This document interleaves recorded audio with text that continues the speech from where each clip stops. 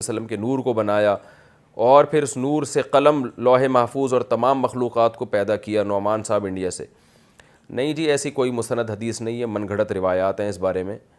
اول ما خلق اللہ نوری، کہ سب سے پہلے اللہ نے میرے نور کو بنایا، ایسی کوئی یہ حدیث ہے، روایت ہے، لیکن صحیح حدیث نہیں ہے، بہت ہی من گھڑت روایت ہے، بہت شدید ضعف ہے اس روایت میں۔ تو ہمارا یہی عقیدہ ہے کہ اللہ تعالیٰ نے، حدیث میں آتا ہے، سب سے پہلے قلم کو بنایا اور پھر اس کے کہا کہ لکھ۔ اس نے کہا کیا لکھوں؟ اللہ نے فرمایا لکھ سبقت رحمتی علی غضبی، میری رحمت میرے غصے پر غالب رہے گی۔ پھر لوح محفوظ کے اس قلم سے اللہ نے تقدیریں لکھی ہیں، تو یہ لوح محفوظ کو پہلے بنایا، اور نبی صلی اللہ علیہ وسلم کو آدم علیہ السلام، انسانوں میں سب سے پہلے آدم علیہ السلام کو بنایا مٹی سے، پھر ان کی اولادوں میں اللہ نے نبی صلی اللہ علیہ وسلم کو پیدا کیا۔ تو یہ ایک صاف ستھرا عقیدہ ہے اسلام کا، اور اس میں پیچیدگیاں نہ پیدا کی جائیں۔ وقت میں بے برکتی سے کیسے بچیں؟ کیا ایسی کوئی حدیث ہے کہ قرب قیامت میں وقت میں اتنی بے برکتی ہو جائے گی کہ سال مہینہ کے برابر اور مہینہ ہفتہ کے برابر ہو جائے گا؟ اگر ہے تو اس فتنے سے کیسے بچا جا سکتا ہے؟ عمر صاحب لاہور سے۔ میرے علم میں ایسی کوئی روایت نہیں ہے، اگر کوئی ہو حوالے کے ساتھ تو آپ بتائیں، میں انشاءاللہ اس پہ تحقیق کر لوں گا۔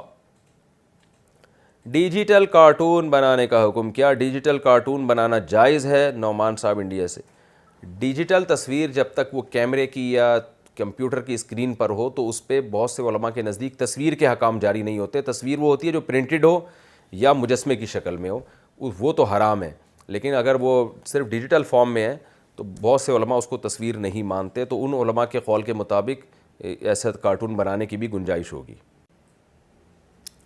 ڈرائنگ میں پرندے اور جانور بنانا، کوئی آدمی ڈرائنگ میں پرندوں یا جانوروں کی تصاویر بناتا ہے تو اس کا کیا حکم ہے؟ کامران صاحب دبئی سے۔ حرام ہے، ناجائز ہے، شرعی عذر کے بغیر ایسا کرنا، جانور کے چہرے کی تصویر ہاتھ سے بنانا، یہ بالکل حرام اور ناجائز ہے۔ نبی صلی اللہ علیہ وسلم نے فرمایا ان من اشد الناس عذابا یوم القیامۃ المصورون، سب سے سخت ترین عذاب ان لوگوں کو ہوگا جو تصویریں بنایا کرتے تھے۔ تو اس حدیث کا مصداق ہاتھ یا قلم سے تصویر بنانے والے سب سے پہلے ہیں، اور آپ نے یہ بھی فرمایا کہ اللہ ان سے کہے گا جب تم نے اللہ کی نقل اتاری ہے تو اب اس میں جان بھی ڈالو تم، کیونکہ اس کو مزاحات یضاہئون بہ خلق اللہ، فرمائی اللہ کی تخلیق کی مشابہت کرتے ہیں، تو یہ بہت شدید وعیدیں اس پر، یہ کام کبھی نہیں کرنا چاہیے۔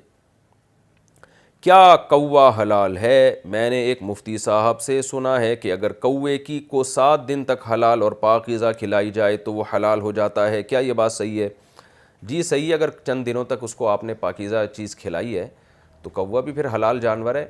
باقی یہ الگ بات ہے کہ ہر حلال جانور کھانے کا نہیں ہوتا، اگر کسی کو کراہت آ رہی ہے، جیسے طوطا بھی حلال ہے مگر کون کھاتا ہے، تو اور بہت سارے ایسے جانور ہیں جن کی طرف رغبت طبیعت مائل ہوتی ہے تو وہ کھا لینے چاہیے، تو کوا نہ کھائیں تو میرا خیال ہے زیادہ بہتر ہے۔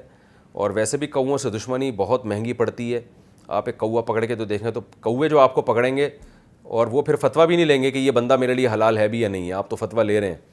تو بہرحال جائز ہے اگر اس کو صاف غذا کھلائی جائے۔